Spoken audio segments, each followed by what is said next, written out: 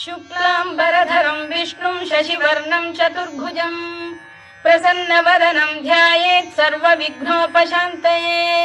व्यासं वसिष्ठनप्तारं शक्तेः पौत्रमकल्मषम् पराशरात्मजं वन्दे शुकतातं तपोनिधिम् व्यासाय विष्णुरूपाय व्यासरूपाय विष्णवे नमो वै ब्रह्मनिधये वासिष्ठाय नमो नमः अविकाराय शुद्धाय नित्याय परमात्मने सदैकरूपरूपाय विष्णवे सर्वजिष्णवे यस्य स्मरणमात्रेण जन्म संसारबन्धनात् विमुच्यते नमस्तस्मै विष्णवे प्रभविष्णवे ॐ नमो विष्णवे प्रभविष्णवे। श्रीवैशम्पायन उवाच